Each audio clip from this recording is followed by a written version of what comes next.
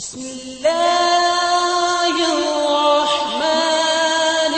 الرحيم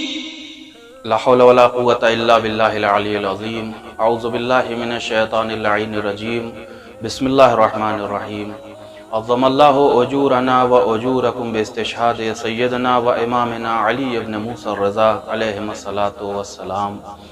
ناظرین و مشاہدین کرام، اس المناک اور دردناک شہادت کے موقع پر سب سے پہلے ہم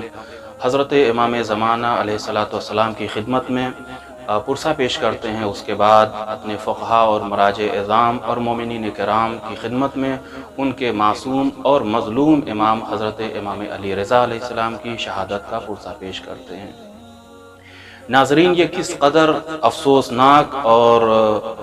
بہت ہی غم کا موقع ہے کہ ذریت پیغمبر اسلام کے جتنے بھی معصوم امام اس دنیا میں آئے، ہر ایک امام کو یا تلوار کے ذریعے قتل کیا گیا یا ان کو زہر کے ذریعے شہید کیا گیا۔ جبکہ ان معصوم اماموں کی زندگی کو دیکھیں تو ہم تو انہیں امام مانتے ہیں، ہم تو انہیں معصوم مانتے ہیں، ہم تو ان پاکیزہ اماموں کو اللہ کی حجت مانتے ہیں، ولی خدا اور پیغمبر اسلام کا جانشین اور خلیفہ مانتے ہیں۔ لیکن ہمارے علاوہ جو مسلمان ہیں، تمام مسلمانوں کے فرقوں میں جتنے بھی ائمہ اہل بیت علیہ السلام ہیں، ان کا کردار اتنا عظیم تھا، ان کی شان اتنی بلند تھی کہ جو انہیں امام نہیں مانتے وہ بھی انہیں اپنے زمانے کا سب سے افضل انسان تسلیم کرتے ہیں، چاہے علم کے اعتبار سے، چاہے عبادت کے اعتبار سے، چاہے تقوی اور پرہیزگاری کے اعتبار سے، ہر ایک اعتبار سے انہیں سب سے افضل مانتے ہیں۔ لیکن پھر بھی جو افضل ترین جو ہے وہ خلق خدا تھے، انہیں یا تلوار کے ذریعے قتل کیا گیا یا زہر کے ذریعے انہیں شہید کیا گیا۔ لہٰذا جتنے بھی ائمہ معصومین کو جو قتل کیا گیا یا شہید کیا گیا زہر کے ذریعے سے، تلوار کے ذریعے سے، تو یہ تنہا شیعوں کا خسارہ نہیں ہوا، یہ تنہا مسلمانوں کا اور اسلام کا خسارہ نہیں ہوا، بلکہ تمام عالم انسانیت کا خسارہ ہوا۔ اس لیے کہ یہ معصوم اہل بیت علیہ السلام یہ صرف کسی ایک مسلک یا کسی ایک مذہب کے امام اور رہنما بن کے نہیں آئے تھے، بلکہ تمام انسانیت کے لیے جو ہادی بن کے آئے تھے، تمام انسانیت کے لیے رہنما بن کے آئے تھے۔ لہٰذا جنہوں نے ان ائمہ اہل بیت علیہ السلام کو شہید کیا وہ مجرم تمام عالم انسانیت ہیں۔ دوسری بات یہ ہے کہ جس طریقے سے پیغمبر اسلام یا دیگر ائمہ اہل بیت علیہ السلام کے علم کا یہ معیار تھا، اللہ نے ان کو اتنی طاقت عطا فرمائی تھی علمی اعتبار سے بھی کہ مستقبل کی وہ خبریں دیتے تھے، جہاں پہ بہت سی خبریں انہی خبروں میں سے جو ہے وہ آنے والے یا جتنے بھی معصومین تھے ان کی شہادت کیسے ہوگی، ان کو کیسے قتل کیا جائے گا، وہ اس دنیا سے کیسے رخصت ہوں گے، ہر ایک کی خبر معصومین علیہ السلام نے ہمیں دی۔ خصوصی طور پہ آپ دیکھیں کہ حضرت امام علی رضا علیہ السلام کی شہادت کے متعلق ہمارے مختلف اماموں نے خبر دی کہ اس عظیم الشان امام کو کس طریقے سے قتل کیا جائے گا، کس طریقے سے شہید کیا جائے گا۔ شیخ عباس قمی رحمۃ اللہ علیہ نے منتہی الاعمال میں ذکر فرمایا کہ پیغمبر اسلام ایک خراسانی شخص کے خواب میں آئے اور آنے کے بعد کہتے ہیں کہ کیا تمہیں معلوم ہے کہ تم اہل خراسان کا اس وقت کیا عالم ہوگا، کیا حالت ہوگی کہ جب تمہاری زمین میں میرے بدن کا ٹکڑا دفن کر دیا جائے گا، تمہاری اس وقت کیا کیفیت ہوگی کہ جب میری امانت تمہارے سپرد کر دی جائے گی، اس وقت تمہاری کیفیت کیا ہوگی کہ جب آسمان ہدایت و امانت کا ستارہ تمہارے یہاں غروب ہو جائے گا۔ حضرت امام علی رضا علیہ السلام نے فرمایا کیا تمہیں معلوم ہے کہ پیغمبر اسلام کیا خبر دینا چاہ رہے ہیں؟ اس نے کہا فرزند رسول ہمیں نہیں معلوم کہ پیغمبر کیا خبر دینا چاہ رہے ہیں۔ کہا پیغمبر اسلام میری شہادت کی خبر دینا چاہ رہے ہیں،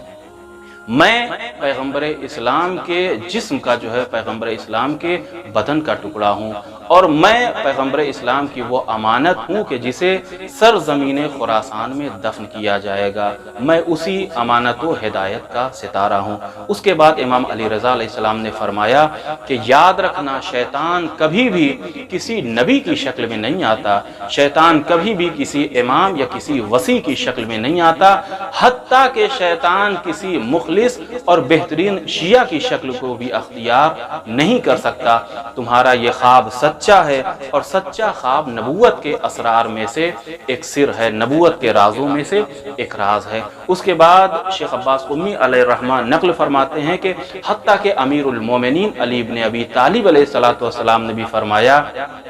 کہ میری اولاد میں سے میرا ایک فرزند ہوگا کہ جسے سرزمین خراسان میں دردناک طریقے سے زہر کے ذریعے شہید کیا جائے گا، جس کا نام میرے نام پہ ہوگا، یعنی اس کا نام علی ہوگا، اور اس کے والد کا نام، اس کے بابا کا نام موسیٰ ابن عمران کے نام پہ ہوگا، یعنی حضرت امام موسیٰ کاظم علیہ السلام۔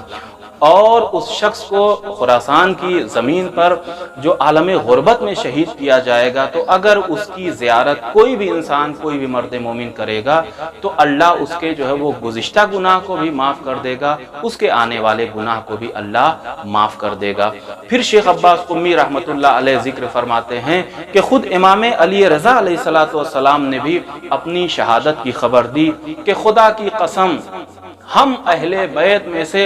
ہر ایک امام ائمہ اہل بیت کو یا زہر کے ذریعے شہید کیا گیا یا کیا جائے گا، یا پھر تلوار کے ذریعے شہید کیا گیا، یا پھر جو ہے وہ شہید کیا جائے گا۔ کسی نے عرض کیا کہ فرزند رسول، آپ کو کون شہید کرے گا؟ آپ کا قاتل کون ہوگا؟ اس وقت امام علی رضا علیہ السلام نے فرمایا کہ ہمارے زمانے کا بدترین انسان اس جرم کا مرتکب ہوگا، بدترین انسان ہمارا قاتل ہوگا اور ہمیں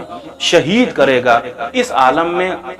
کہ ہم اپنوں سے دور، اپنے وطن سے دور ہوں گے، عالم غربت میں ہوں گے، عالم مسافرت میں ہوں گے۔ اس کے بعد امام علی رضا نے خود اپنی زبانی اپنی زیارت کی جو ہے وہ فضیلت کو بیان کیا۔ جب حضرت امام علی رضا علیہ السلام بحکم مامون مدینے سے نکلنے لگے تو کتابوں میں یہ ملتا ہے کہ جس طریقے سے حضرت امام حسین جب مدینے سے نکلنے لگے تھے تو وقت آخر اپنے نانا کی قبر پہ آئے اور چیخ چیخ کے گریہ کر رہے تھے۔ کیوں؟ اس لیے کہ امام حسین کو معلوم تھا کہ اب اس کے بعد مدینہ آنا نصیب نہیں ہوگا۔ اسی طریقے سے جب حضرت امام علی رضا علیہ السلام مدینے سے نکلنے لگے تو رخصت ہونے کا ایک خاص انداز تھا۔ کیوں؟ اس لیے کہ امام علی رضا علیہ السلام کو معلوم تھا کہ یہ نبی خدا کے روضے کی زیارت آخری زیارت ہے، اس کے بعد نبی کے روضے کی زیارت نصیب نہیں ہوگی۔ عزیزو، عموماً ایک تصور یہ پایا جاتا ہے کہ امام علی رضا علیہ السلام کو ولی عہدی ملی، لہٰذا بڑی خوشی کی زندگی امام علی رضا نے گزاری۔ لیکن اگر وہ دور کیسا تھا، وہ ماحول کیسا تھا، وہ زمانہ کیسا تھا، کس طریقے کے غم اور مصیبت کا سامنا امام کر رہے تھے، یہ کوئی اگر کسی کو پوچھنا ہے تو قلب امام علی رضا علیہ السلام سے پوچھے۔ شیخ باقر شریف قرشی علیہ الرحمہ جو ہے وہ ذکر فرماتے ہیں کہ امام کی زبان پر عموماً یہ کلمہ جاری رہتا تھا کہ اللہم ان کانا فرجی مما انا فیہ بالمون فعجل لی الساعہ، پروردگار جس ماحول میں میں زندگی گزار رہا ہوں، اگر اس سے نجات موت کے ذریعے صرف ملے گی تو میرے معبود میری موت میں جلدی کر دے۔ یہ جملہ بتاتا ہے کہ امام علی رضا جو زندگی گزار رہے تھے کس قدر مصیبت کی زندگی تھی۔ عزیزو، ہوتے ہوتے وہ وقت آیا کہ جب مامون رشید نے اپنے دربار میں امام علی رضا کو بلایا اور زہر سے بھرا ہوا انگور آپ کی خدمت میں پیش کیا۔ پہلے تو آپ نے معذرت کی، لیکن جب اس نے زبردستی کی تو صرف اور صرف 3 دانے امام علی رضا علیہ السلام نے نوش کیے۔ امام کا چہرہ متغیر ہو گیا، حالت بدلنے لگی، اور اس کے بعد جب امام اپنے جو ہے وہ گھر کی طرف آئے تو چونکہ جو ہے اپنے صحابی ابو سلط سے کہا تھا کہ جب میں دربار سے باہر نکلوں اگر میرا چہرہ اور میرا سر ڈھکا ہوا ہو تو مجھ سے کلام نہ کرنا، یہ سمجھ لینا کہ مجھے زہر دے دیا گیا ہے۔ ابو سلط نے دیکھا کہ جب حضرت باہر نکلے تو چہرے کے اوپر جو ہے ایک چادر کا ٹکڑا پڑا ہوا ہے، سر اور چہرہ ڈھکا ہوا ہے، سمجھ گئے کہ میرے آقا کو زہر دے دیا گیا۔ امام بستر استراحت پہ آئے، چہرہ بدلا ہوا ہے، حالت متغیر ہے، اور ہوتے ہوتے وہ وقت آیا کہ امام درد کی وجہ سے تڑپنے لگے کہ ابو سلط کہتے ہیں میں نے کیا دیکھا کہ دروازہ بند ہے لیکن پھر بھی علی رضا علیہ السلام کی شبیہ کی طرح ایک شخص بیٹھا ہوا ہے۔ میں نے اس سے پوچھا کہ آپ کون ہیں؟ اس نے کہا کہ میں اللہ کی جو ہے حجت اور امام علی رضا علیہ السلام کا جانشین، یعنی میں محمد تقی ہوں۔ امام جو ہے وہ علی رضا علیہ السلام نے جلدی سے اپنے بیٹے کو کلیجے سے ایسے لگایا کہ جیسے جناب یعقوب نے اپنے بیٹے جناب یوسف کو کلیجے سے لگایا تھا۔ پھر امام علی رضا علیہ السلام نے مختلف اسرار امامت کو امام محمد تقی علیہ السلام کے حوالے کیا،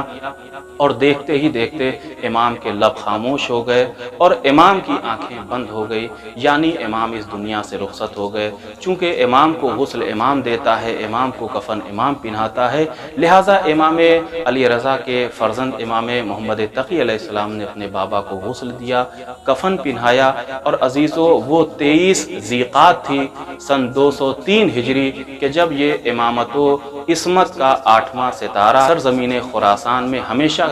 کے لیے جو ہے وہ دفن کر دیا گیا، اس دنیا سے رخصت ہو گیا۔ اور آج امام علی رضا علیہ السلام کی قبر اور آپ کا روضہ مشہد مقدس ایران میں ہے، جو تمام خاص و عام کے لیے ایک زیارت گاہ بنا ہوا ہے اور مزار بنا ہوا ہے بارگاہ خداوندی میں۔ ہم یہ دعا گو ہیں کہ پروردگار ہم کو بھی، تمام ناظرین کو، تمام سامعین کو، اور اس المشکات چینل کے تمام اراکین کو جلد از جلد بارگاہ امام علی رضا میں حاضری دینے کی توفیق عطا فرمائے، تاکہ ہم حضرت کی زیارت سے مشرف ہو سکیں۔ وآخر دعوانا ان الحمد للہ رب العالمین۔